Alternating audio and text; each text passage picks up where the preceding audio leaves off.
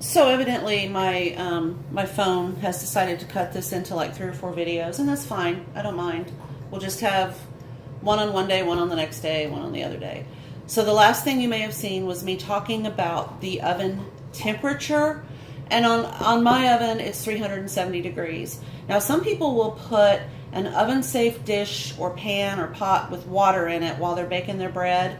I've tried it. It does not really seem to have an effect on my baking.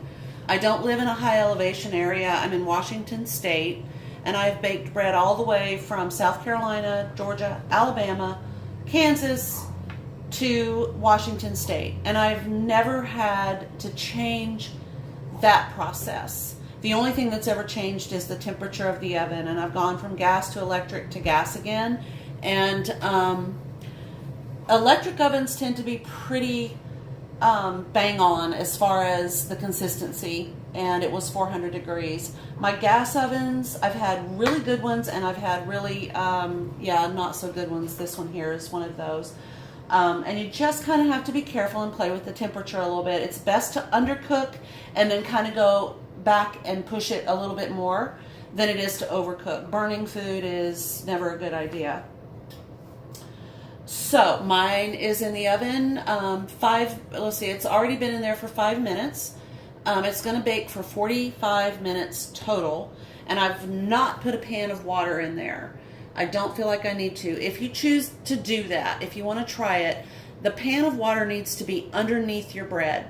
So if you've got your bottom rack on the lowest setting, put the pan of water, the oven-proof pot pan, whatever, on the bottom rack, and then, so it would be, say, here on the rack. And then on the next level up, put your bread so that it's this way, if this is the pan of water, in your oven. Not this way, but out this way. If you're cooking something that's on a big cookie sheet, let's say you've decided to do the bacon cheese pinwheels, and your baking sheet is going to have to be in the oven, put this off to the corner, and then have your baking sheet like this in your oven so that the steam can come up this way. You don't want it directly under, because the ones in the middle are going to be soggier. That moisture is just going to kind of hang out in the middle part there. But it can serve a purpose, and it's usually good in an electric oven. I just have found I don't need it in a gas. But again, it never ever hurts to experiment, and I would encourage you to give that a try. But anyway, when we come back, this bread will be done, and we're going to see what it looks like. So I was just passing through my kitchen. It's 23 minutes to go on the bread, and oh, it smells like heaven.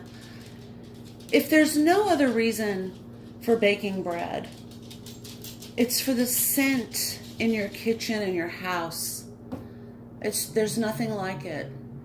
I mean, even a commercial bakery doesn't have this lovely, beautiful, heartwarming, soul-grabbing smell that the smell of homemade bread has. There's just nothing like it.